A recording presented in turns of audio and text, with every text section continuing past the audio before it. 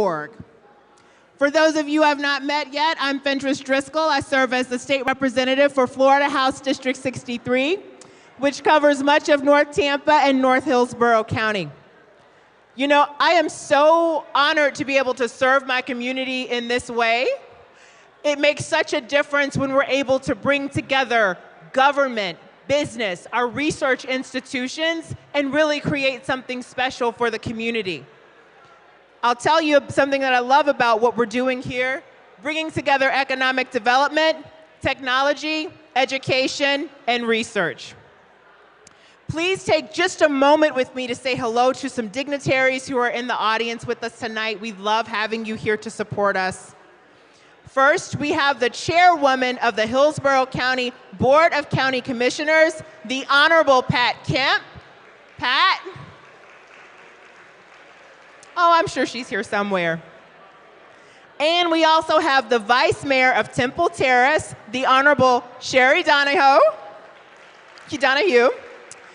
Vice Mayor Donahue is also the Secretary of Tampa's IP Advisory Board and volunteered to help plan and pull off tonight's event, so thank you so much for your service. Also with us tonight, a consistent guest at the Innovation Gathering, former USF President Betty Castor, the Honorable Betty Castor. And just a moment ago, I saw USF's current interim president, Ms. Rhea Law. Also joining us tonight is Hillsborough County Commissioner. Hello, there she is, Kimberly Overman. Thank you, Commissioner. You do so much for this area, and we appreciate you. Now, before we get into the program, can I please hear it for the restaurants and all the breweries that have been providing food and beverage for the past hour? Boy, do we appreciate you, and our stomachs do too. That's exactly what we're here to celebrate. So we have an exciting program tonight, and if you don't get enough down here, there is a separate after party called Kaleidoscope upstairs at Look Cinema from 7:30 to 11 p.m. It'll be a great networking experience centered on blockchain, crypto, immersive arts, and tech with great food, drinks, and beats from DJ Fresh. Do young people even know what that means? It's all like, you know, Apple computers now. I don't know. But anyway, you will need a separate ticket for Kaleidoscope, and you can see the details on Eventbrite if you search for Kaleidoscope with a K. That's just one of the many new and exciting things happening in the Uptown Innovation District. Tampa Innovation Partnership is just what the name says, a partnership. And we're going to start things off with a key partner that has long invested in this community and recently made a $750,000 commitment to work with IP and its partners in efforts to fight generational poverty. Before we get started, this is an exercise I always love. If you can hear me, clap once. If you can hear me, clap twice. If you can hear me, clap 3 times. Thank you so much, and that's how we hush the crowd just a little bit. And you can talk over me, I don't care. But for this next part, we want to hush the crowd because we are bringing up one of our strategic partners who made a $750,000 commitment to work with IP and its partners. Please welcome, from Florida Blue, Strategic Programs and Local Partnership Manager and co-chair of the IP Tampa Advisory Board, Rick Bennett. Rick. Oh, you have a lever there, right? Okay. All right, thank you guys. Wow, thank you. Thank you, Representative Driscoll, especially for getting everybody focused. I don't deserve that. So I actually have notes, which anyone who knows me here knows that I don't really like notes, but I'm trying to stay focused. So I'd like to welcome everyone to the gathering tonight. Is this our 7th or 8th? Does anyone know? 7th, okay, good. I would like to welcome you on behalf of the IP Advisory Board and also Florida Blue, especially our Market President, Dave Pizzo, who a lot of you already know. Florida Blue is very excited to be part of the IP and especially the Uptown community, an area that we are dedicated to through our financial giving, through our leadership, through our partnerships, and through our business ventures. This is a very special neighborhood. And as part of our mission to help people and communities achieve better health, We are committed to growing a resilient community in the Uptown. In fact, I call like what we're trying to do up here, Uptown Rising. One of the reasons is we are not, so there's this idea of lifting people up. We are not here to lift people up. We are here to come beside people so that the entire community can rise up together. This is not something for outsiders. This is something for partners, people from the community, and people who are committed to the community. And Florida Blue is committed to this community. And it's something that we want to make sure that we are part of with all of you. And so I tell you that because over the last few years, we've invested over $1 million, including that $750,000 that we've given this year.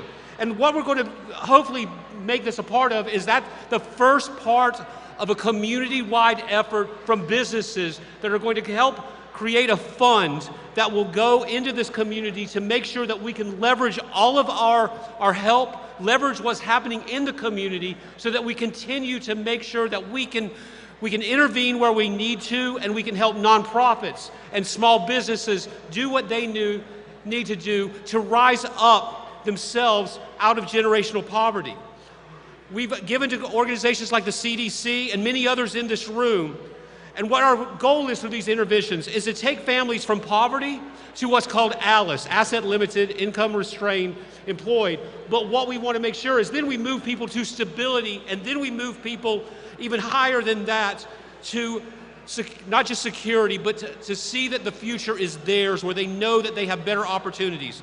We want to make sure that we have job opportunities, better educational outcomes, small businesses started, affordable housing, better transportation, safer neighborhoods, and address the root causes of poverty in this neighborhood, such as racial and economic inequality, as well as health disparities. We are a healthcare company, and what we want to make sure is that we are helping people in such a way that they are healthier at the end of what we're doing than they were today. So Florida Blue knows that it took generations to create these issues that are really helping people struggle right now. And it won't be overnight that we will solve them. But we're committed to addressing these root causes and to helping this community achieve better health in all ways.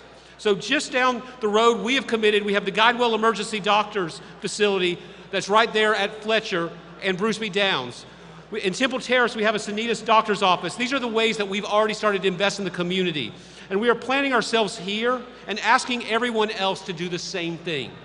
We know that we cannot use the same old ways of thinking to help this community rise up. It takes innovative thinking, new ways of doing business, and we need to do things very differently and try things that have never been done before. So what we're asking to you, if you're a business person here, if you're a nonprofit here, we're asking you to join with us. Join with us as businesses to work alongside the nonprofits, the small businesses, the leaders, and especially the residents of this community to help this Uptown rise. I want to thank you very much for allowing us to be here and to be part of this.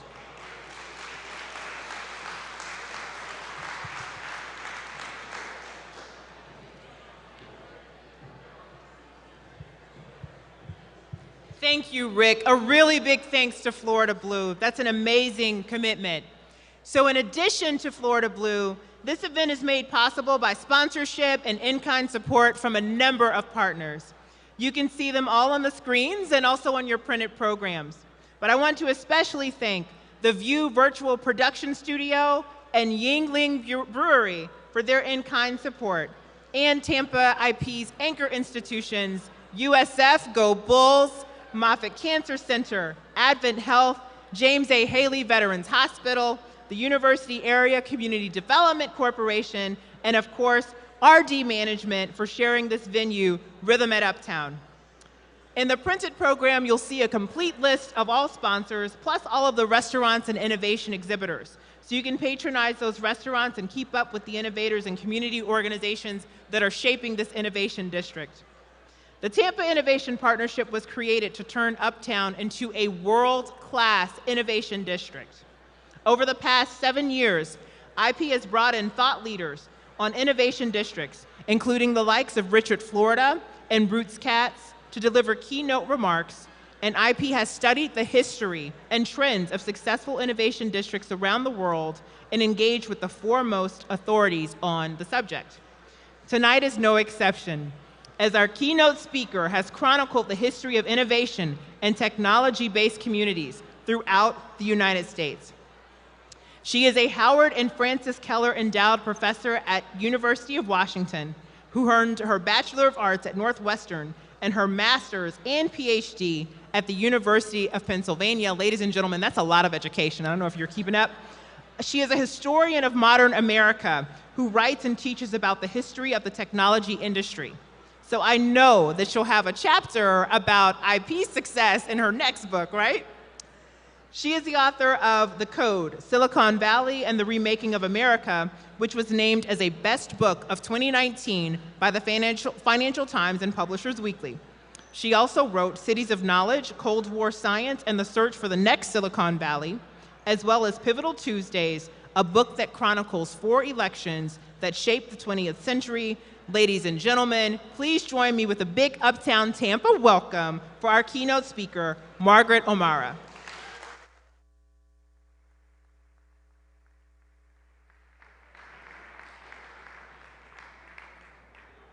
Thank you so much. All right.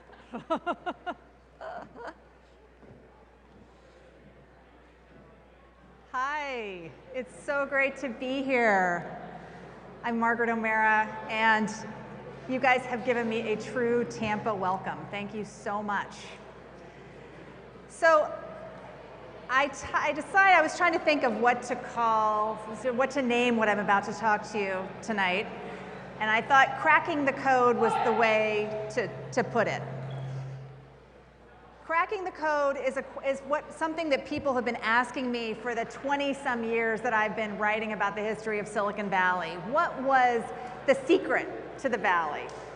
What was its recipe for innovation? And then implicit in that is, how can we build one ourselves? So what I want to talk about tonight is what that recipe was for the Valley, how some of the things that were distinctive to the Valley are hard to replicate, but that the secret of Silicon Valley isn't to reproduce the formula. It's about thinking bigger and different, and what the next generation of innovation and innovation places is going to look like may be quite different. And we can learn a lot from the past to understand why. So Silicon Valley 2021 continues to be the center of the high-tech universe, kind of remarkably. Its largest companies and platforms have an outsized influence on not only what happens in the United States, but the rest of the world. Even if you decide you want to delete Facebook, you don't want to buy anything on Amazon, you don't want to use any Apple products, if you want to avoid the platforms of the major tech companies based in the Bay Area and my hometown of Seattle, you're still going to have a pretty hard time avoiding them. Pretty hard time buying anything that isn't backed up by cloud software produced by Google or Microsoft or Amazon, AWS. Pretty hard to be in business and not have some sort of interface with these big 5 tech companies. And Silicon Valley now is no longer just a place in California. It's shorthand for a whole industry, a whole global industry. So why there? Why this place? Because if you go back 100 years, you wouldn't have thought this was going to be the center of anything other than maybe growing apricots and plums. You know what this valley, the Santa Clara Valley, was known for in 1921? It was the prune capital of America. That was the San Jose Chamber of Commerce big push every year. They'd have Prune Week.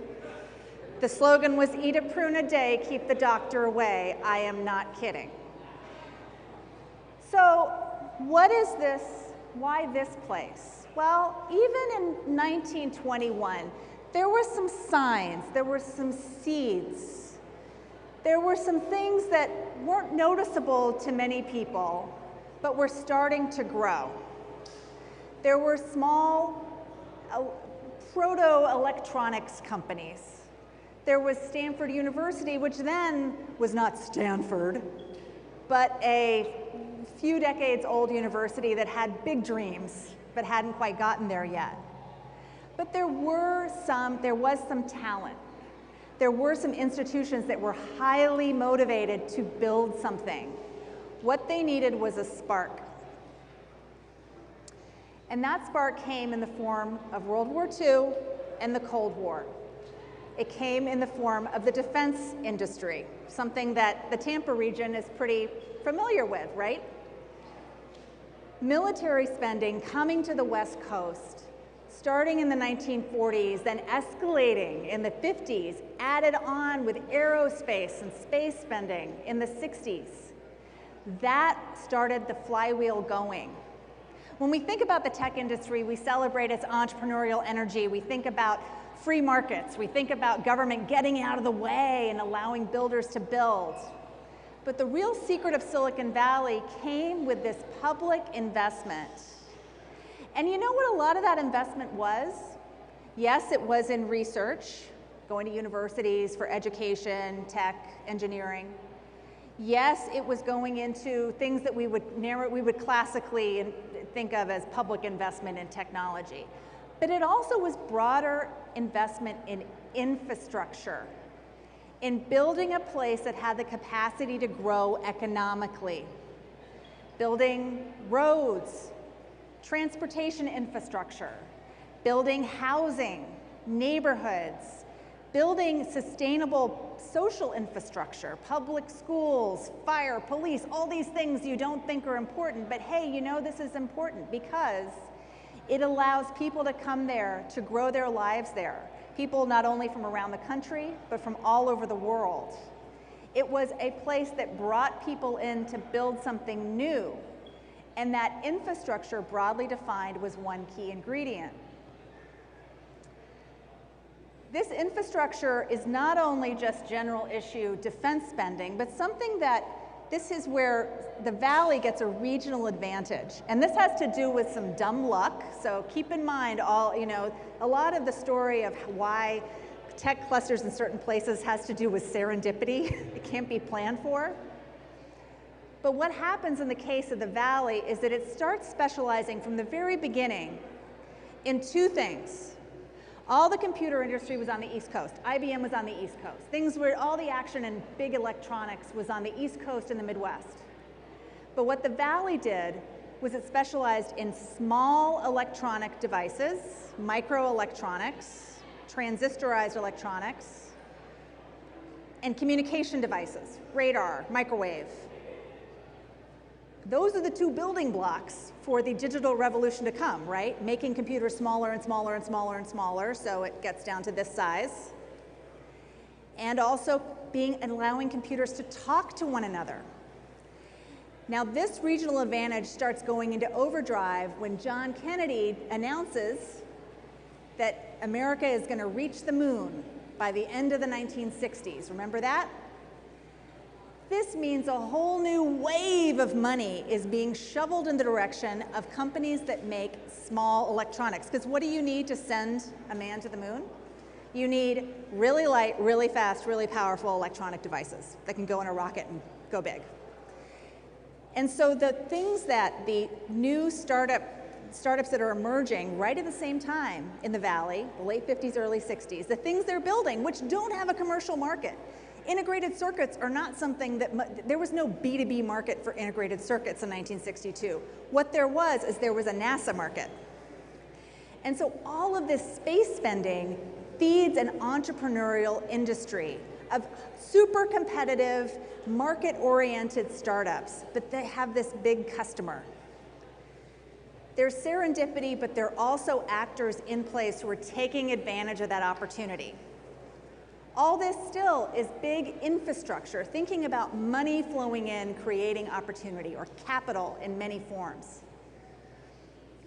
The second thing that's really important in the Valley's case, the second I, if the first I is infrastructure, the second is institutions, universities, and other institutions, hospitals, big entities that are place-based, that are investing in place, that are research-oriented. In the case of Stanford, Stanford became entirely focused on turning itself into a perfect Cold War university.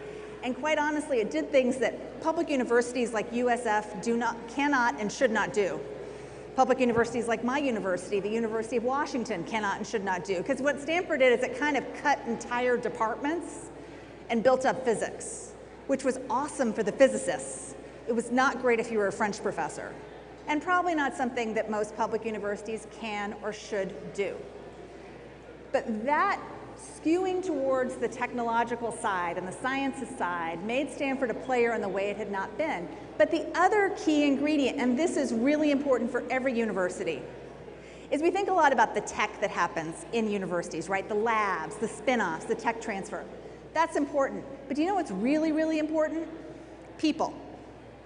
So in this picture, the guy with his back to the camera, shaking hands, is a guy named Fred Terman, who was the Dean of Engineering, later Provost of Stanford, a guy responsible for Stanford's supersizing its physics and engineering departments.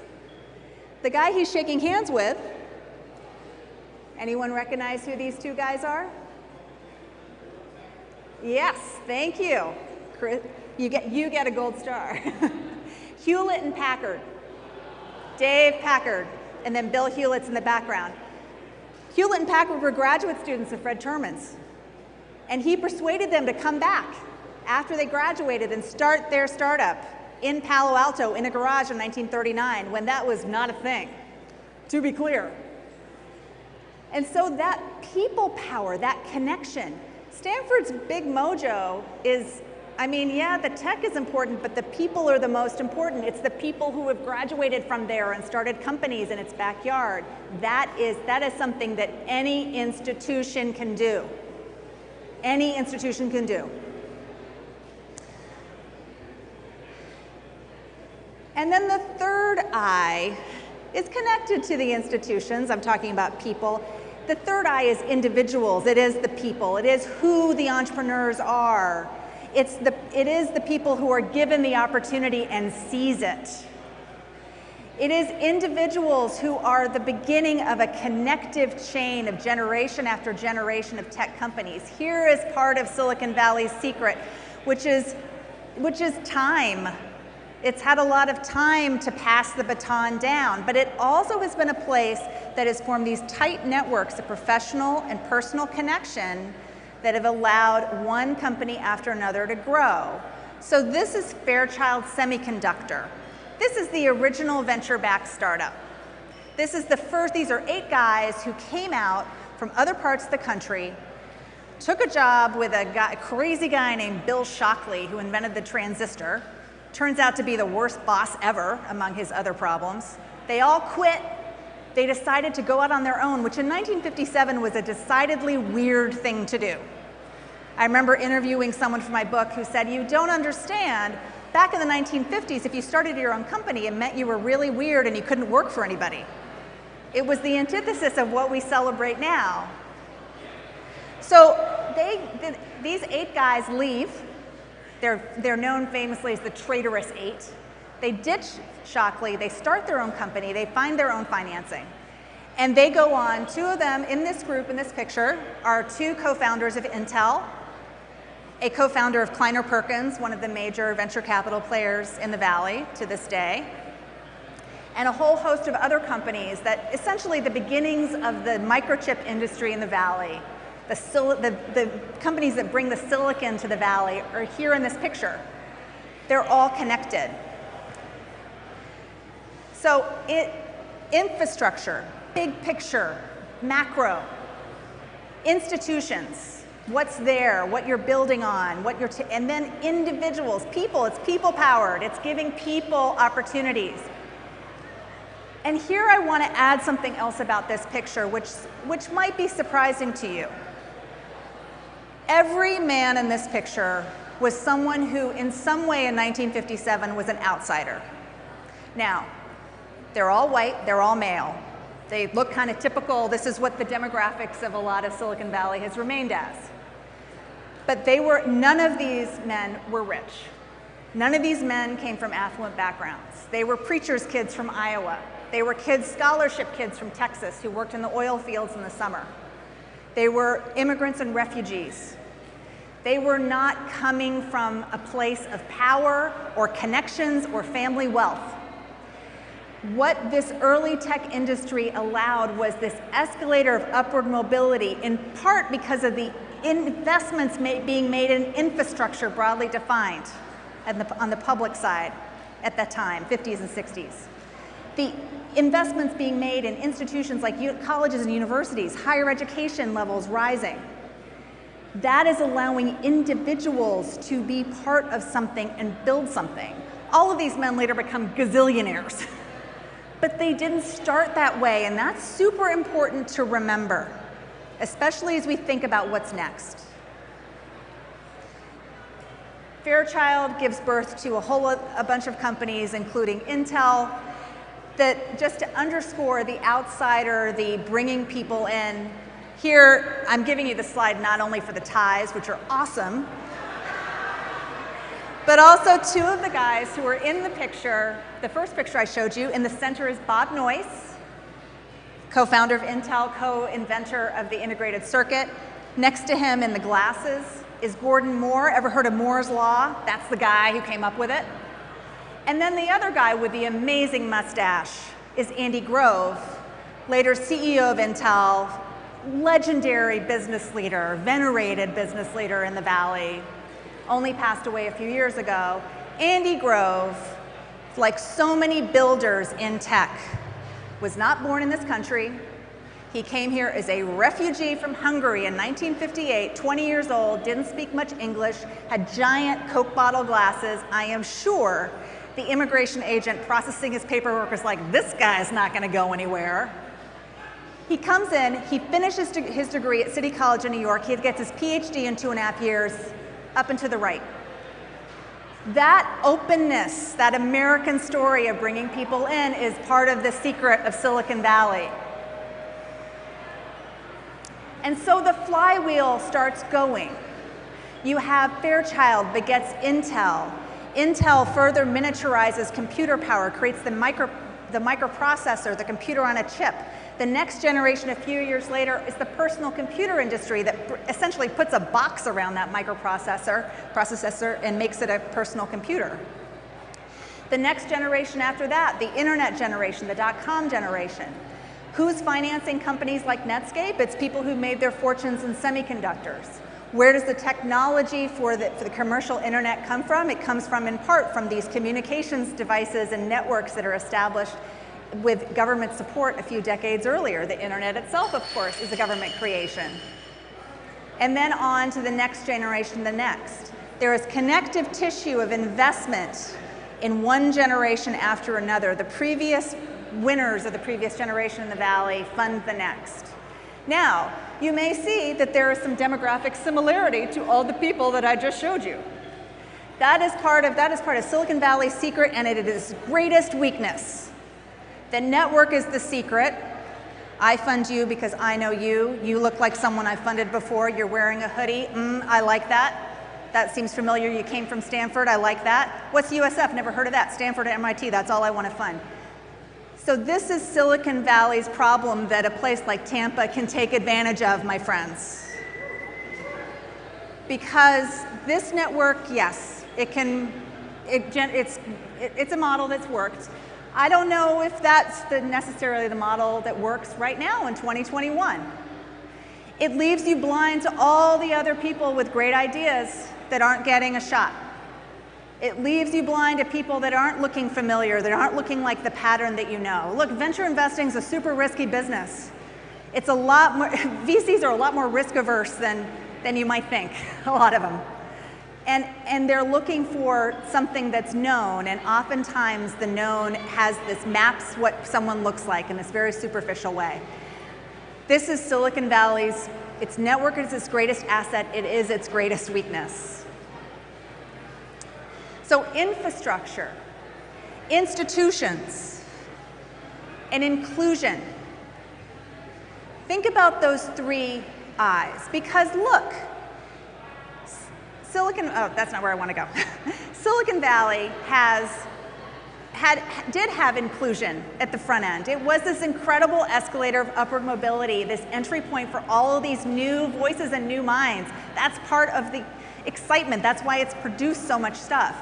It's now not as easy. You don't have as many Andy Groves. You don't have as many Bob Noyces coming in who don't come in with nothing except engineering smarts.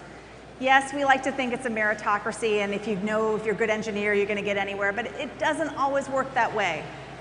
It never has. So let me fast forward and give you a quick example of another case in another place that shows this formula at work. Just to underscore, this isn't just a Silicon Valley thing. This is a broader thing. The ingredients, the code that makes certain places of innovation work. And I want to turn to something that's somewhat akin to what you guys are working on here in Tampa, which is thinking about a built environment that is going to draw people in, create these pathways of opportunity. Because that wasn't really the play necessarily in the Valley. So I'm going to go to my city, Seattle, and South Lake Union in Seattle. South Lake Union is now where Amazon is headquartered until Amazon decides that it doesn't want to be in Seattle anymore and comes, maybe it'll come to Tampa. And it is a neighborhood adjacent to downtown that for a really long time, everyone in Seattle was trying to figure out what the heck are we going to do with South Lake Union, because it was a very underutilized neighborhood in a great location, right in the center of the city. In the early 90s, Paul Allen, co-founder of Microsoft, bought up a whole bunch of land and said, I will give this to the city of Seattle to create a central park for the city of Seattle, because we need that. That's what we're going to do with South Lake Union. And so this proposal, which was then called the Seattle Commons, went to the Seattle voters not once but twice in the early 90s. And you know what happened? They voted it down because they thought, well, if we let Paul Allen build a park, then he's just going to build these high-priced condos on the perimeter of the park and make lots of money. So what happens? The park didn't happen, and Paul Allen built a lot of high-priced real estate all over the entire site and made a lot of money. So Seattle voters, I didn't live there then, so I can be mean about what they didn't do. So there's been this extraordinary transformation of South Lake Union, again, just adjacent to downtown. And it has to do with, it's a really interesting example of infrastructure, not just the real estate development private sector that Paul Allen did, but also the city of Seattle putting in a streetcar, retrofitting all the streetscapes, sidewalks, creating a green infrastructure, deciding it was going to be kind of a green test case for a green neighborhood, building it out so that it was kind of ready-made for companies to come in. And then the big tenant, Jeff Bezos, deciding to move Amazon right there. And so Amazon is the anchor employer of that entire neighborhood. And it's really been transformed in the span of 15 years. Institutions, infrastructure, but one thing that has been missing and is starting to come into South Lake Union is that there was not as much inclusion of other uses. South Lake Union's really cool. It is very, very Amazon dominated, and there are not as many other types of businesses and other types of uses as we would like. And it is for a certain subset of the Seattle community. It's one reason that region, that part of the city, and Amazon's presence generally has become something of a political flashpoint, because prices have gone up for housing, for traffic has increased, and many are pointing the finger at Amazon, which is a little unfair, but it is a big, juicy target. So infrastructure, institutions, inclusion. Let me just pull out this inclusion piece once again, because here again is where I think the oxygen comes for the next generation. At the beginning of the computer age, women made up the bulk of what were then first called coders, or software programmers, what we would now call software programmers, partially because during the Second World War, when these first all-digital computers were being built, so many men were off fighting that the women were getting jobs that they normally wouldn't have had, but also because software programming, I don't know how many programmers in the audience, How many software developers? That was considered a really dumb job. The real art was in the hardware. And all you're doing with the software, you're just like taking it's like being a telephone operator. You're just taking a plugging things in, you know, one place or another. So it's fine for women to do. When everyone realized, oh, this is really tricky, then suddenly the women started getting boxed out of it. When it became a higher level profession, it became harder and harder to see women in it.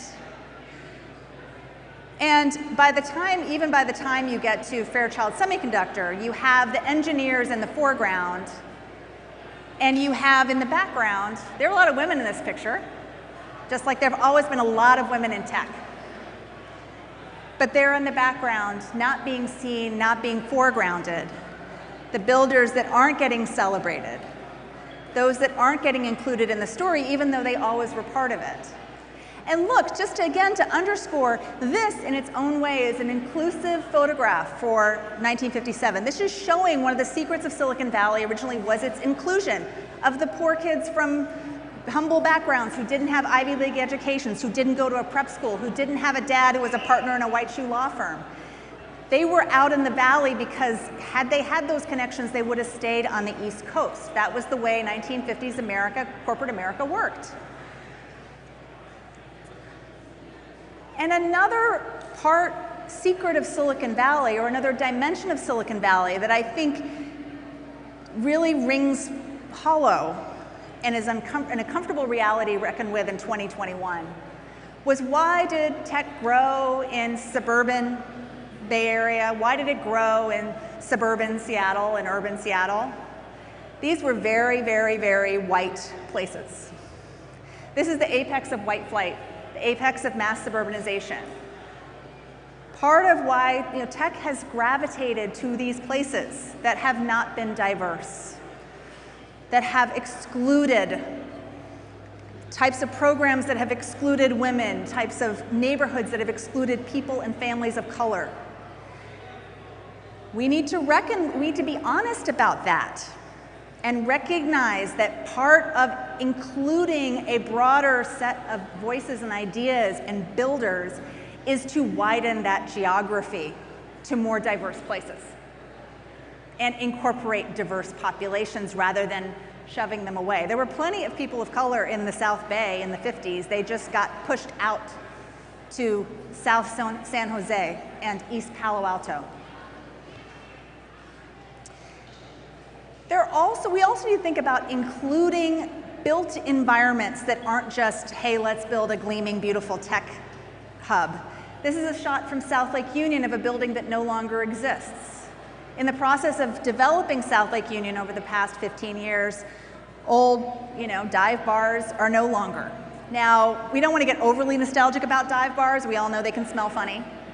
But having that urban texture is part of what makes city neighborhoods interesting and sustainable. We don't, if what you want to do is attract and retain great talent, particularly young people, you need some dive bars, my friends. So it's thinking about that built environment, having that texture and appealing to a range of people, not just tech people. Because when you don't build places of inclusion, when you don't think about the geography and the infrastructure and the institutions, then you end up with the people holding the power, meaning the money, being not representative of who's out there in the population. You end up with not enough ideas, diverse people and their ideas getting a chance to be the next generation of tech. So I want to leave you with all of this history with a last essential eye.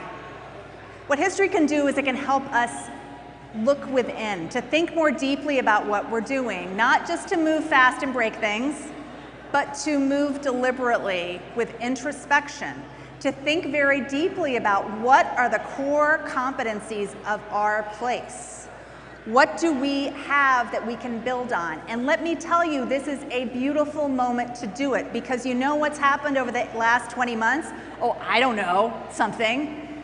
You know, one of the outcomes of the pandemic is that tech companies who are bananas about having everyone show up at work 5 days a week, FaceTime, no remote work, so bananas about it that even though ever since the beginning of the computer revolution, everyone's been predicting, oh, we're all going to be working from home with our computers, this is going to be great. It never happened, there wasn't the trust, there wasn't the ability, no one believed it could work until COVID forced everyone to do it. And so now you have a company like Amazon, and Amazon really, really liked having people in the office. They like having people in the office so much they allow you to bring your dog to the office so you don't have to go and walk the dog. So if you don't like dogs, don't go work at Amazon. If you like dogs, it's a great place to work because it's full of dogs.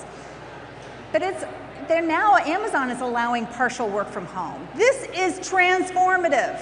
The remote work revolution creates this opportunity for other places. And so what does all of this mean for Tampa 2021? It doesn't take a century to go from 0 to 60. Silicon Valley became Silicon Valley relatively quickly. It happened in a matter of a couple of decades, really, this transformation. And it still is changing over time. But what can a place like Tampa do? How can it do Silicon Valley one better? How can it think about infrastructure, public investment that is creating a sustainable place for everybody? How can it think about its institutions, not just as hubs of tech power, but of people power? And how can it include a broader spectrum of expertise, of ideas, of people coming, of inventors and builders? How can it put its thumb on the scale and say, you know what? This whole insular network of Silicon Valley, that's nice, but we're going to do this completely different, and this is why. Because in 2021, we cannot afford to keep on doing what we're doing. It needs to change. So I am so excited by all of you being here. I'm so excited about what all of you are building, about what this city, the potential this city has, and I encourage you to go out and seize it. Thank you so much.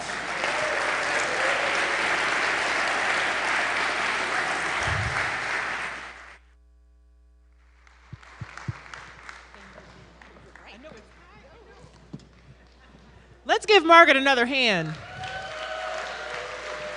For two reasons. First of all, no notes, okay?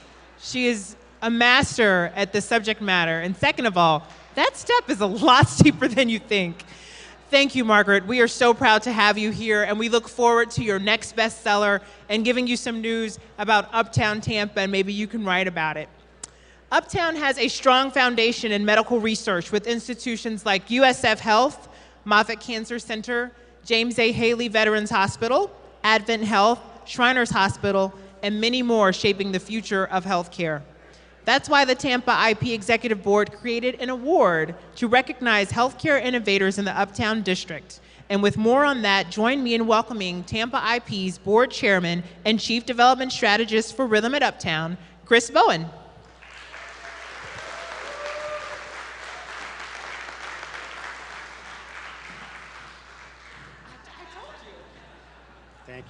Thank you. Let's see if I can set this up here. All right, everybody hear me? All right. I'm going to set up a little bit. So I'm going to ask everybody to, unlike our very polite speaker, Margaret, thank you so much for spending the day and the evening with us.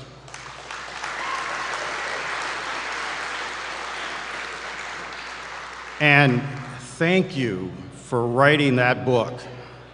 It is unbelievable. I mean, it is unbelievable. It's jam-packed. It's just jam-packed with so much incredible information, and it's a book that I'm going to carry with me for life. I've told Margaret I don't usually take notes in books. I usually don't follow notes in life. Jack knows this.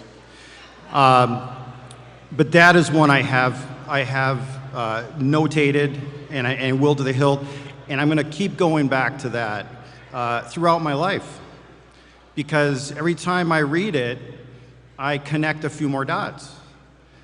Because I learned a few more things. And then, oh my goodness, there it is. There's something that's relevant to me. It's that kind of book. That's a special book. Okay, they're not all like that. So thank you so much. Appreciate it.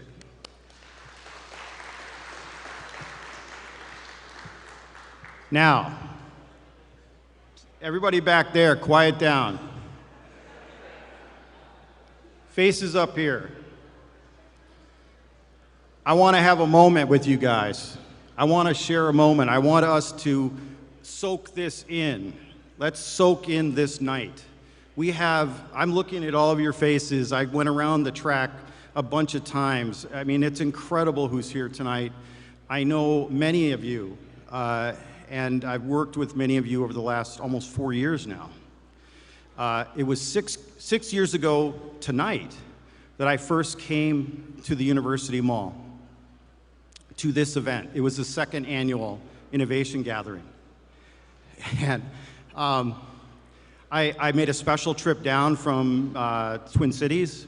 I was working on an incredible development in the making in the Midway neighborhood. And it had a lot of similarities to the Uptown community and to our neighborhoods. And it was it was a really incredible project, I got to tell you. And it had lots of cool stuff. It even had an MLS soccer stadium that Minneapolis kept trying to steal from our neighborhood. They didn't want that project to be built there. They wanted it in their collection downtown. Another story for another day. But I came from Midway up north for a special trip to come down here and see this community and to see this mall. And it was a special night like this that we were having a special gathering. I didn't know what to expect, but I immediately was just couldn't believe the energy and what I saw here. And I went back, and a lot of people asked me, what did you see? What do you think? You know, RD Management had just purchased the first part of this investment, took a big risk and had to take a big gulp many times. So they asked, okay, we took the first gulp. Did we do good? Is this what we think it is? And I went back and I said, it's more. It's so much more than what you think it is. It's what you guys think it is. It's what you think it is tonight and what you thought it was 6 years ago. It's that and more. It's incredible. You are incredible, and you are it. It's not about buildings. It's not about a 1.5 million square foot mall and whether this piece is, going upstairs or downstairs or whatever. It doesn't matter. It's the people who are here tonight, the people that you're connected to, the businesses that are the entrepreneurs, the businesses that are starting up, the ones that are transforming, the ones that are trying to get other people some goodness, to share, the passion, to share the accomplishments and to climb the mountain. This is Uptown. We climb mountains every day. This is a big giant mountain. Margaret's story of the Silicon Valley, we have the essence of the early Silicon here. If you read through the pages, we have the essence. All of that is here. And every silicon is different. That is an incredibly special silicon. I'm not competing with silicon. You shouldn't compete with silicon. I want to expand silicon. I want to expand and tap the silicon essence. And it's not just about engineers, but engineers, Dean Bishop, are very, very important, sir. But we all know that brilliant engineers need brilliant artists. And a community to support them, and they need a beer once in a while, and finally crafted. The Yingling, some of the Yingling people are here, I'm sure. So let's soak that in for just a minute and realize that life can change in an instant in many ways. Don't fixate on what you think this community is. Not even if you think it's incredible, because I don't want you to give up and stop there. I want you to make it incredible. I want you to make it more incredible. But no matter what you think, it's probably not it. Because you got to step further, and you gotta meet more people, and you got to connect the dots. And by meeting the people, you connect the dots. And whatever you thought rhythm is, it'll be different tomorrow, because that's how it's designed. If I did anything, I will give you a different rhythm tomorrow and the next day and the next day, because I'm not doing it. You are. And every day we're different. Every day we see things, we see more of the puzzle, more of the pieces, more of what we're really trying to create. So you guys are still noisy back there, I got to tell you. But that's okay. So that's what sort of what I wanted. I want to kind of, as I'm jabbering, I hope you're soaking it up, right? Thank you all for being here tonight. Thank you so much. So I need to introduce some of my fellow board members on the Innovation Partnership. And I'm going to pull up, I have to, there's some little bit of technical information here on some of our recipients and people that were in line here for the award tonight. We've got a very special award coming up. But first I'm going to introduce my fellow board members. I'm going to start off with Sarah Combs of UACDC, CEO. I don't know where she is, but Moffitt Cancer Center Chief of Staff Merritt Martin. Advent Health, our great Advent Health, the Chief of Staff, or not, sorry, Chief of Staff, sorry, Executive Officer for Acute Care Services, Bruce Bergram. Bruce has got this really long title. I knew I was going to screw it up. But he's great, and he's been a wonderful colleague and board member in this organization.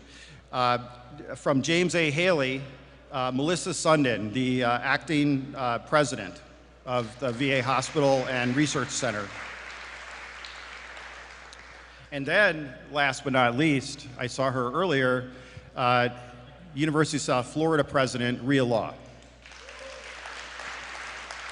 Thank you all for being here tonight, and I really appreciate the support. So, I've been on the board for a few years, and a gentleman that was on that board from the beginning, part of Innovation Partnership from the beginning, is a gentleman who is now, he doesn't know this, but he's an emeritus board member of the Innovation Partnership. That'll get you a cup of coffee, maybe.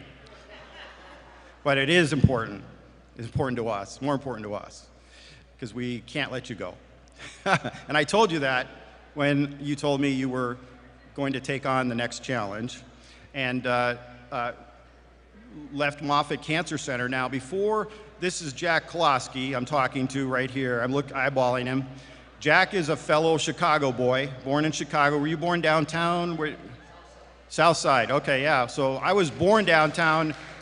Yeah, I was born close to there, right downtown, and then my young family lived literally right downtown Chicago, but toward the south. And we had a lot of family there. Jack was in the leadership of, I'm going to get this right because it's impressive, the other side, Georgetown University Medical Center and the University of Texas MD Anderson Cancer Center prior to coming to Moffitt. So he was a leader in healthcare before, and that makes a lot of sense because Moffitt goes with the best. They bring the best. They attract the greatest minds and people, and they got Jack here, and that was a real. That's like like the NFL draft or something. I mean, we picked up a big pick when we got him, and I know Chicago boy, you're like, quit blowing smoke, Bowen. I know, I see it in your eyes. You know, sorry, you're going to get it anyway. And then he spent 21 years at Moffitt. And he's not done. But we had to part, you know, he had to part. He had to go on to his next challenge. So when that happened, we tried to figure out what do you say to a guy like that, you know, that has been so important to us at a leadership level in our community, in our organization. What do you do? So we said, you know what? He's had such an impact in healthcare delivery in our community, and that's saying something in this community. Let's create the John A. Jack Koloski, I'll get it right, Healthcare Innovator Award. And this is the first year it's being delivered. And Jack and his wonderful wife, Maureen, are here tonight with us. And we're very honored to have them. And Jack is going to present this award. So the first recipient's going to get it right from the guy, you know, the guy. So that's big.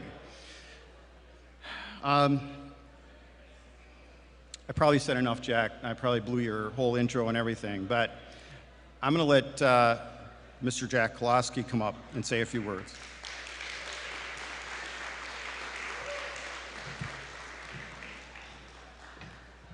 You kind of have to. Thank you. Thank you so much. Thank you. Hey, thank you so much. It's so good to be back home. And we have thought of Tampa as home since our 21 years that we were here. I want to thank the IP board for making this award. It is such an honor. And I think that one of the things that I was reflecting on was when you go somewhere else, you get some perspective. You see some of the changes that have happened here. I know the Buccaneers won the Super Bowl, the Rays won 100 games, the Lightning won the Stanley Cup, but more importantly, have you guys seen this View Studios? Have you seen some of the things that are happening here? It is really amazing, and I've only been gone like 6 or 7 months, you know? Just wait. This place is on the move, and it is such a great perspective to have.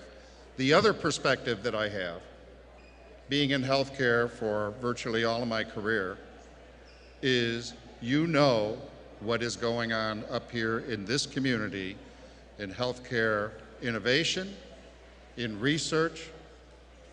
If you work at a place like, for example, the Moffitt Cancer Center, we're going to cure cancer in our lifetime, and we need to. If you work at a place like the VA hospital, the James Haley Hospital, you know that we are serving the people who need it most and are working as hard as they possibly can for the people who served us, our veterans. The people who have served the community, at Advent Health, for example. And then the people who are training the leaders of tomorrow, the University of South Florida, and the great research that they're doing. You get perspective. And what we're going to hear tonight, Chris is going to introduce them, is some of the people who are the nominees for this Innovators Award. And so I'm honored that it's named after me. I'm honored to see so many great friends, so many people here from Moffitt, so many people that I worked with in the IP, and I know you're going to be proud as the IP awards this Innovators Award to our recipients. So Chris, I think you're going to lead it back up. Thank you all.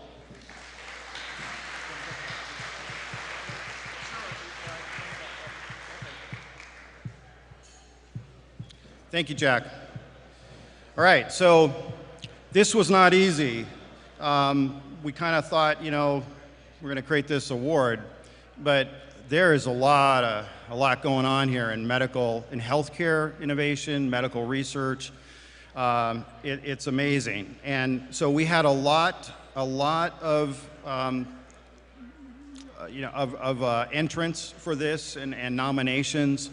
We brought it down. The panel consisted of myself this year. It'll get much better next year. I promise.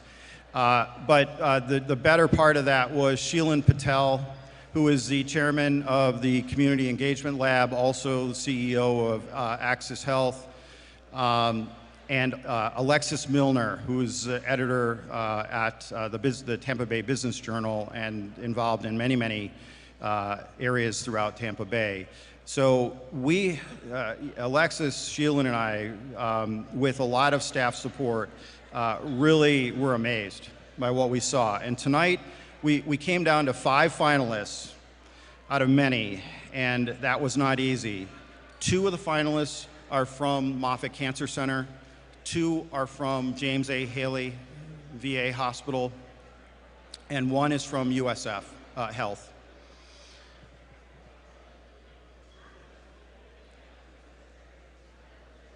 And so I want to make sure that each one of these get a little bit of, you get a little understanding of each one of these real quickly, because it's amazing who we have here. These finalists are, starting with Dr. Anna Giuliano, founding director of the Center for Immunization and Infection Research at Moffitt Cancer Center. Dr. Giuliano spearheaded the testing of Gardasil among males to show the vaccine prevents infection and HPV-related diseases in men, just as it does females. And she mobilized, her work was mobilized globally to make a global impact in this. And we couldn't thank her enough for that. That is huge, and that came out of the Uptown community. I'm proud to say. Also from Moffitt, we have Doctors Lewis Harrison and Jason Fleming for their role in creating the First Connect program. First Connect is a new way of engaging with patients that begins with a strong emotional and personal connection to a subject matter expert who provides comfort, reassurance, and guidance through the treatment process. This is an innovative front door for cancer centers. This is not just Moffitt creating something for Moffitt, which is important, but this is a gateway to create this front door for cancer centers throughout the world. And so that's why it's important. That's incredible. Third finalist, the University of South Florida 3D nasal swab for COVID-19 team. That's a mouthful, but I'll tell you a little bit more. It was led by Dr. Summer Decker, and she nominated her team for their swift work in responding to the COVID-19 pandemic by creating a 3D printed nasal swab during a worldwide shortage of testing swabs early in the pandemic.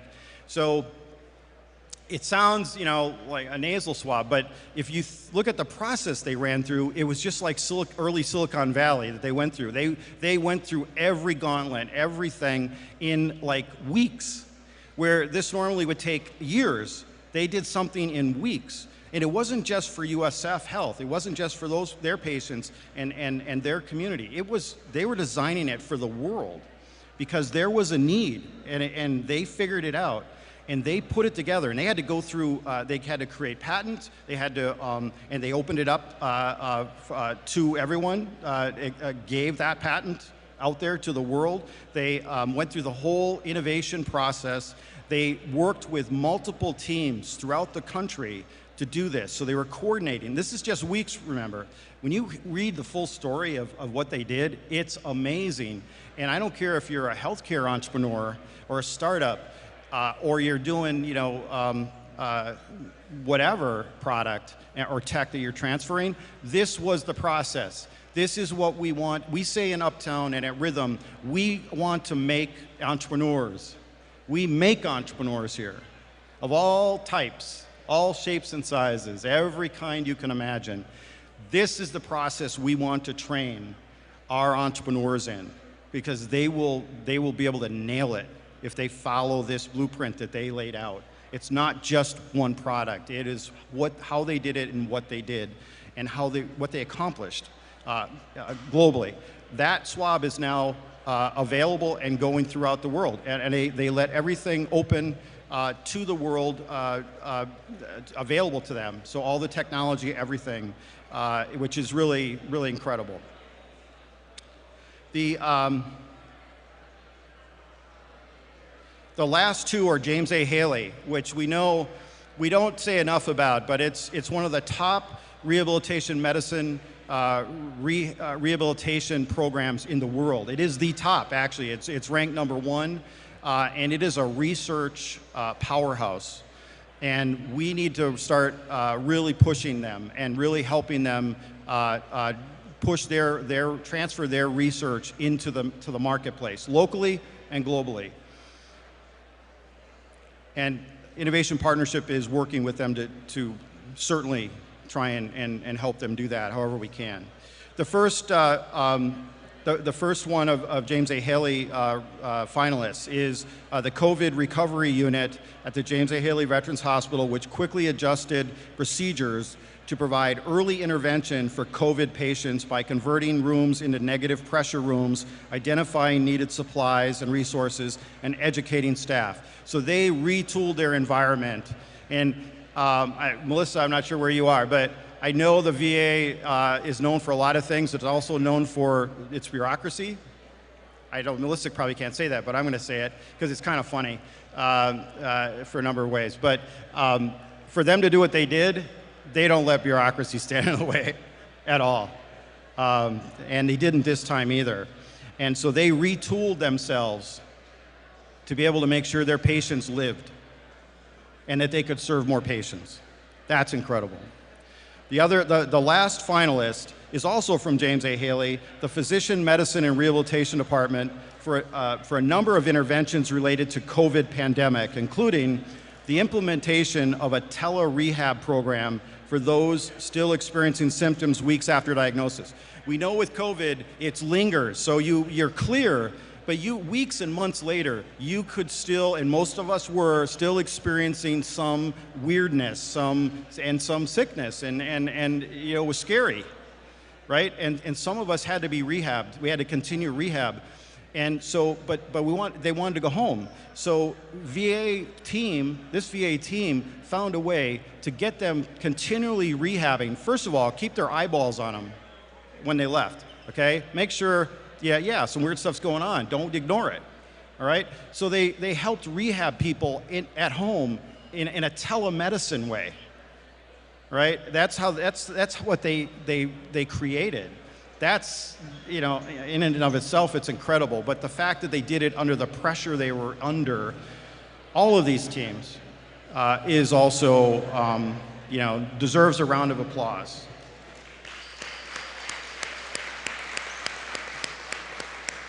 So I encourage you all, I think on an Innovation Partnership site, we have more information on these finalists, and I encourage you to listen to read their story and learn more about them and support them. Now I'm going to bring Mr. Koloski back up and ask him to announce the winner of the Jack Koloski Healthcare Innovator Award. Here it is. So I am so pleased, so honored to announce the first ever winner of the Healthcare Innovator Award to the USF 3D nasal swab for COVID-19 teams. And accepting the award is Dr. Summer Decker and Dr. Jonathan Fora. Thank you. Congratulations. You want to say a few words? Or do we just pause? Go ahead. We would like to just say thank you so much for the Tampa Bay Innovation Partnership for this award and for having us tonight. And a big thank you to USF for submitting our name and our teams for this honor. The past year and a half in healthcare has been one of the worst that we've ever faced in our lifetime. And we saw shortages around the country and challenges for supplies that we've never seen in history. And so our team worked together, working with us here in USF Radiology and USF Infectious Disease in a collaboration to address those supply chain shortages. We were a hospital in crisis, and we had to come up with a solution quickly to be able to treat our patients. So we worked tirelessly to come up with this solution, a 3D printed nasal swab. We actually started on March 17th, 2020, and by March 20th, we had already gone to patent application for it. Thank you. We started bench lab testing that weekend, and by Monday, we actually went to clinical trial. We started a national multi-site clinical trial, and we were able to get more than 60 hospitals, including Brigham and Women's and Mayo Clinic, to join us in this effort.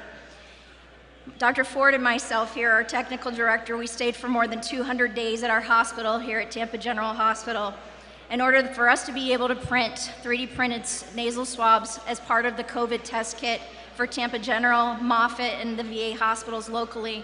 But we also recognized that hospitals around the world were suffering, and as was mentioned, we actually gave our rights away for a year and shared our designs with hospitals around the world.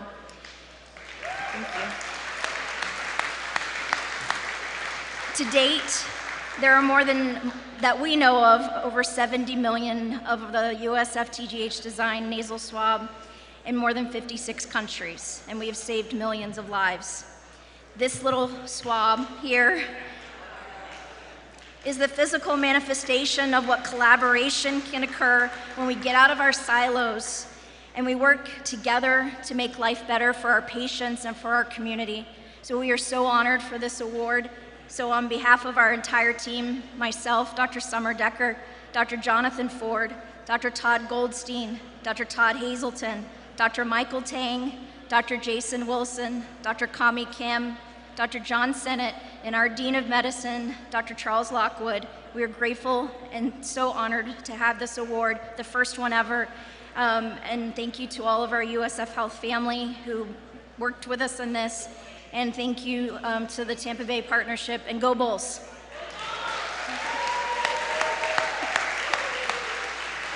Thank you. Thank you. Thank you. Thank you so much. Oh, thank you. Thank you so much.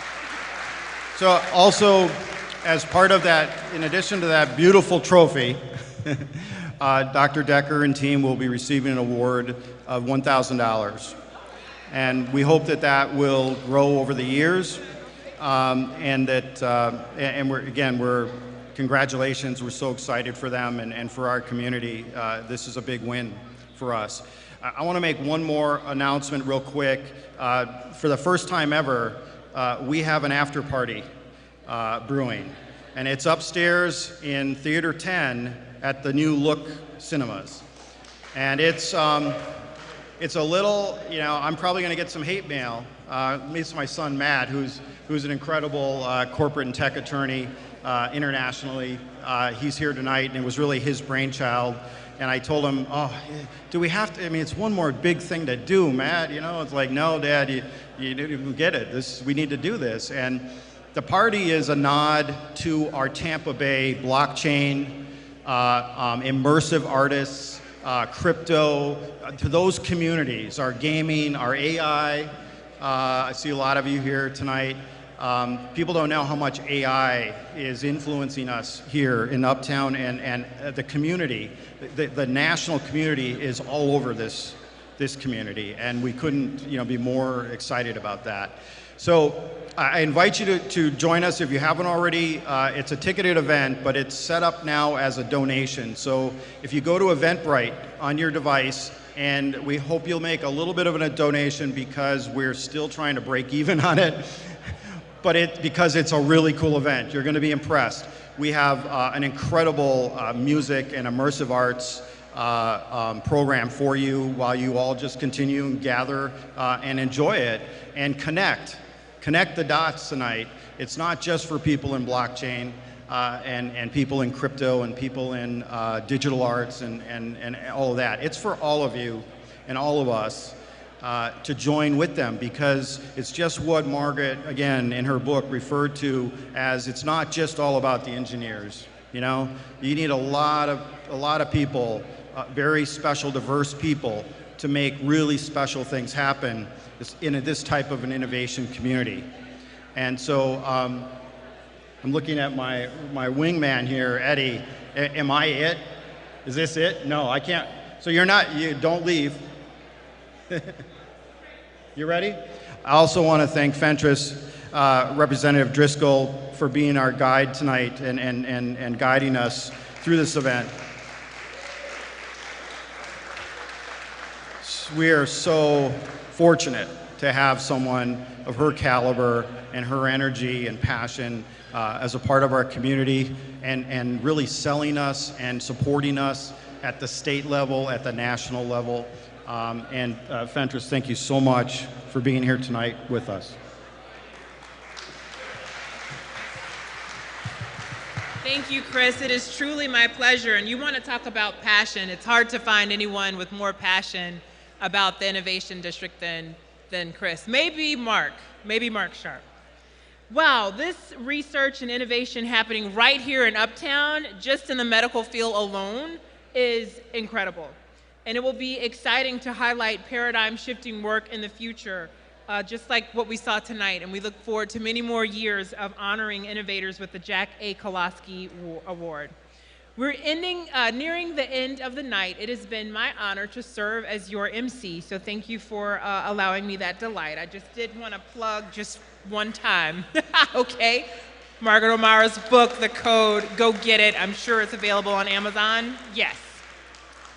So, an innovation gathering would not be complete if we don't recognize the work of organizations that have stepped up to build a cohesive community in Uptown. One of those organizations is Crossover Church, and presenting the Community Impact Awards is one of my favorite pastors, their lead pastor and the chairman of IP's Community Engagement Committee, Tommy Kolonen. Let's hear it for Pastor Tommy.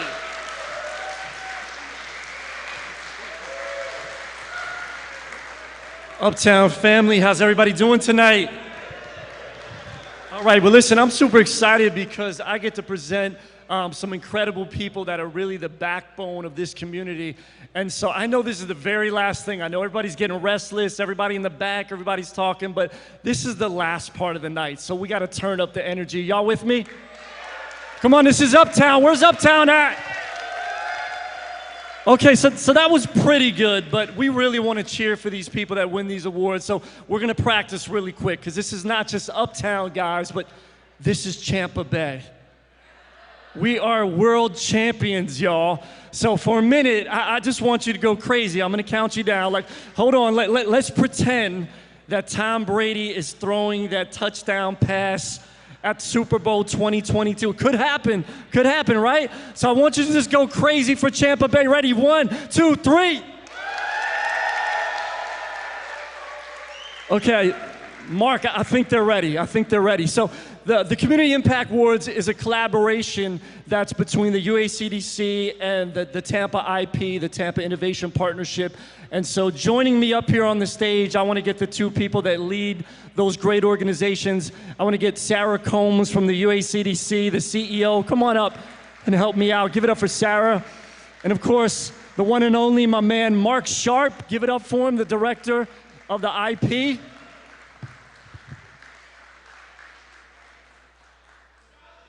Fist bumps all around.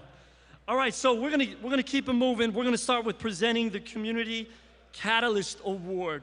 And so this is an award that focuses on a startup program, could be a nonprofit, a for-profit. It's intended to recognize an organization emerging in community leadership, inclusion, ongoing growth and development. This can highlight a project by several partners or just one organization. So winners of this award in the past are Fuzzy Tacos. How many of y'all love Fuzzy Tacos? I had some tonight. Casa Chapas, Mort Elementary School, and two organizations that are right here in Rhythm at Uptown, Well Built Bikes and Lilly Pharmacy. So those are the winners from the past. They're awesome. So joining them as winners of the Community Catalyst Award in 2021, come on family, I need you to give me a drum roll. Come on. is Well-Fed Community. Come on, give it up for them. So let me tell you real quick about Well-Fed Community. They recently launched as a nonprofit. They're doing some amazing work. And how many of y'all love food? They're into food and cooking.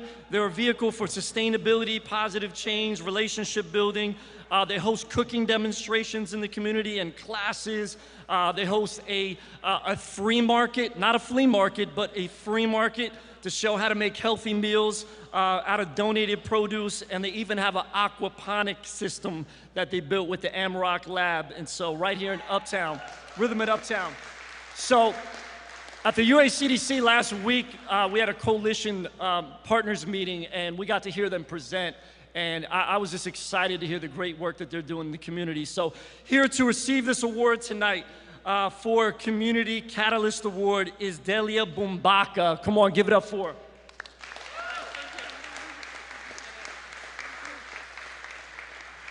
Thank you all for welcoming us here today. And I think Ms. Omar really said it well when she talked about serendipity. And truly, the Well-Fed Community was a serendipitous moment when a bunch of these women that you see behind you came together over a love for food and decided that we had something that we could do for the community that could bring people together. And so thank you on behalf of Well-Fed Community. Chris, did you want to say something as well? Yes. I'm very honored and humbled to receive this award. Well-Fed Community means well-fed means not only feeding the hunger, but the body, mind, and spirit. We look for nutrition, we look for connection, we look for learning from each other, and we all, when we start a nonprofit, we all have a specific, a deep care for a specific cause. And we also know that we have the ability to help the community in some way.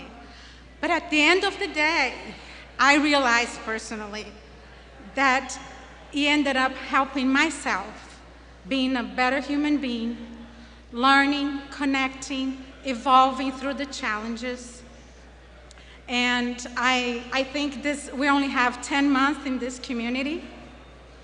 I truly believe in this generation because I think they will be the future. So I'm just here speaking, but they are doing this as well.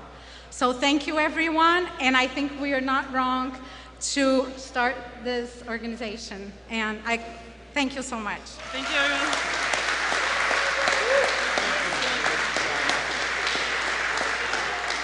Awesome.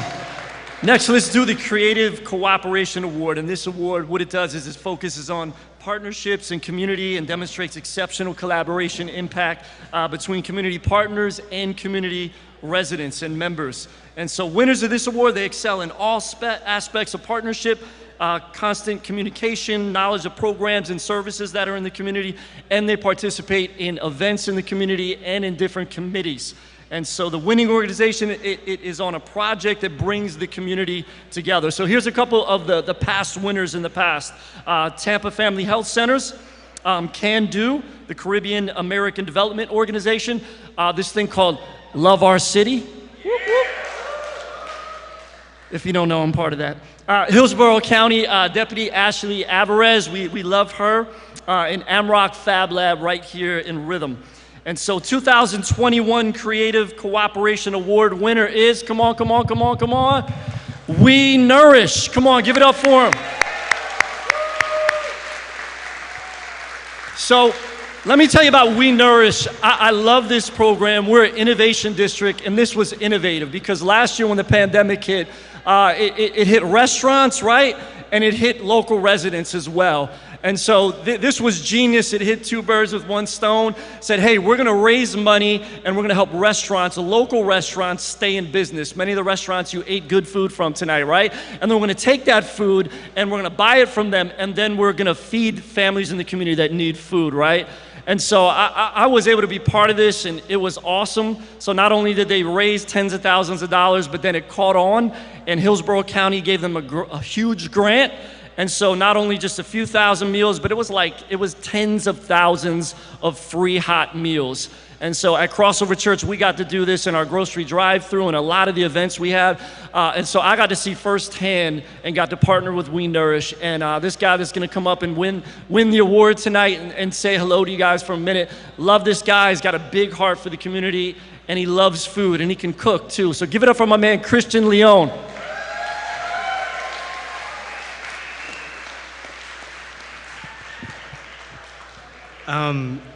I just quickly want to say that at the end of the day, everything comes down to people. Everything comes down to people, to relationships, to good intentions, and to love for the community, and to do something that's positive and is going to move things forward. So I'm very happy to receive this award, but in reality, like all other huge initiatives, there's so many people that were involved, so many people who put in so much time and effort.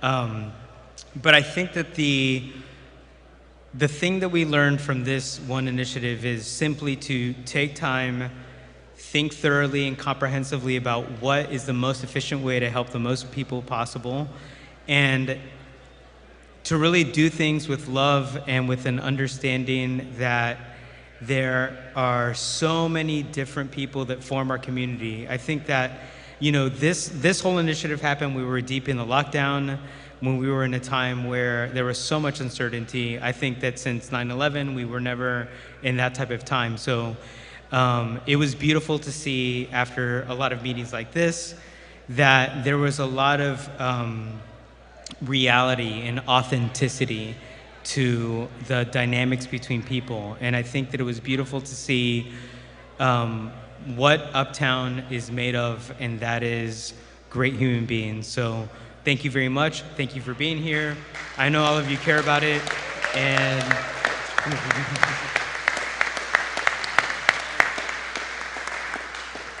all right, we got one more left. Are you guys with me tonight? You're still with me? Somebody say yeah. Somebody say, oh yeah. Okay, so last award we have tonight for Community Impact Awards is the Corporate Changemaker Award. This award focuses on the business sector and those that demonstrate exceptional collaboration for the benefit of the community.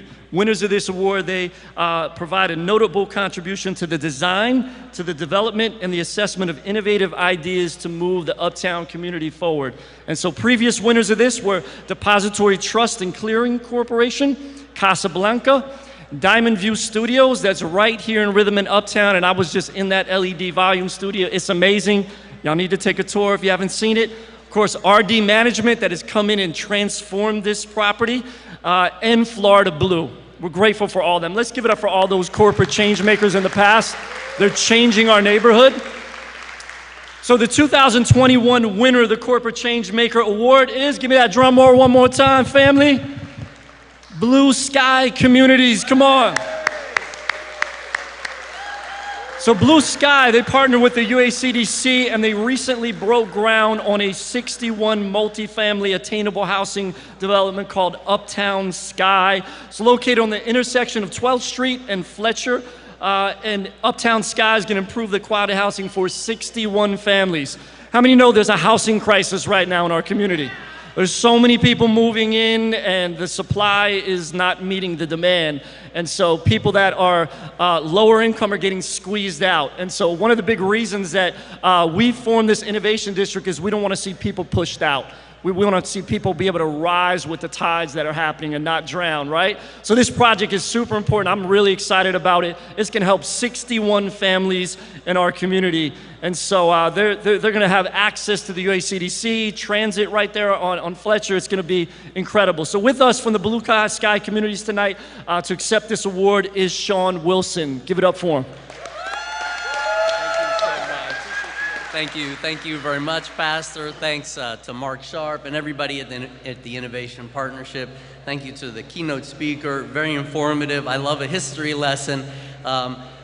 Most of all, thank you to the staff of Blue Sky Communities, and I'm joined tonight by Deandra Taylor, who is one of about 17 or 18 people at Blue Sky Communities, and what we do is create affordable housing. And so a lot of people think, well, there's a lot of affordable housing already in the university area or in the Uptown. Yeah, there's a lot of cheap housing. and therefore there's a lot of low-income families. And so what we're going to do at Uptown Sky is provide not just cheap housing, but a great apartment home with amenities and services and programs. And we are in a business relationship, a partnership with UACDC, and we worked for several years to find a great site. We worked with Sarah Combs and all of her staff. I see Jerry is here, and I know she has a lot of other folks here tonight. So it's been a wonderful, amazing experience working with Sarah, and we're looking forward to getting Uptown Sky built and making a difference in the lives for 61 families. So thank you, everybody. Well, congratulations to all the winners this year, the Community Impact Awards. Let's give it up for them one more time. Please keep in mind, when you see good stuff happening in the Uptown community, make a note of it and nominate them for next year's awards. Well, hey, God bless you guys. Thank you guys for listening. But we're not done yet. The last person that's going to close it out is the man who put this all together, who's been working so hard for Uptown. Give it up for Mark Sharp.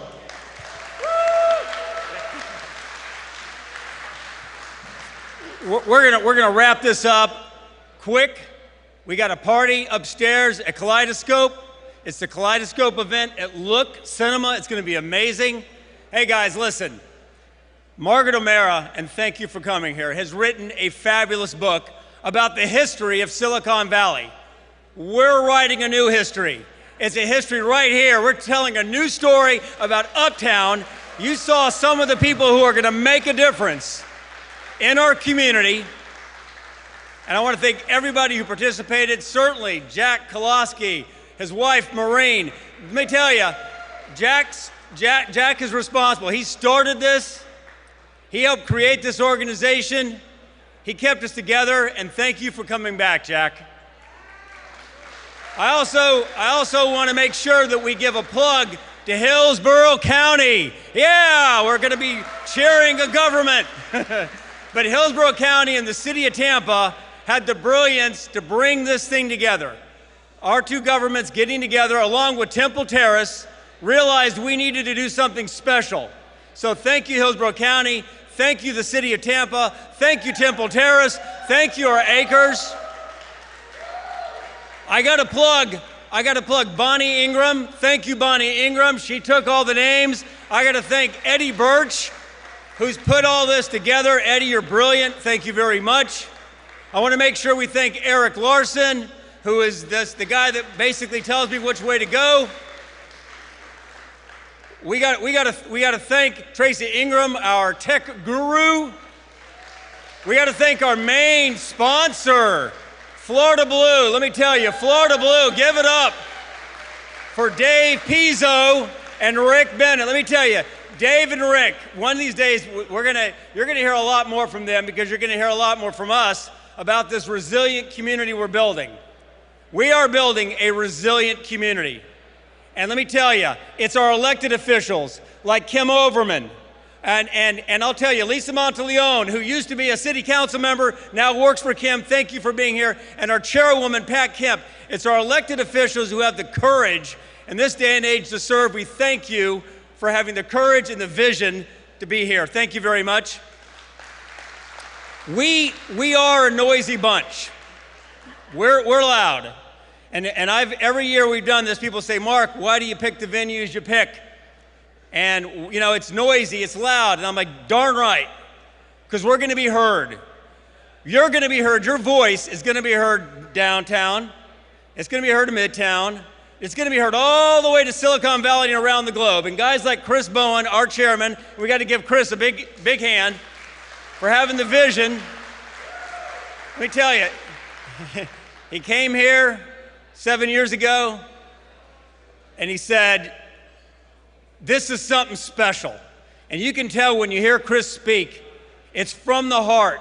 He believes in what we're doing, and he helped hold this together, and I'm telling you, something special is going to be happening here very soon. It already is. As our president of the USF said, Rhea Law said, I said, you know, it's going to be big. She goes, Mark, it is big. It's just going to get bigger. So I tell you what, I want to thank you all. If I've missed anybody, I'll thank you up at the party with the Yuengling beer, and I want to thank Yuengling. Let me tell you, what great partners. We got to thank them. And Flight, the official beer of Uptown. Have I missed anything? Toga, let's party, go.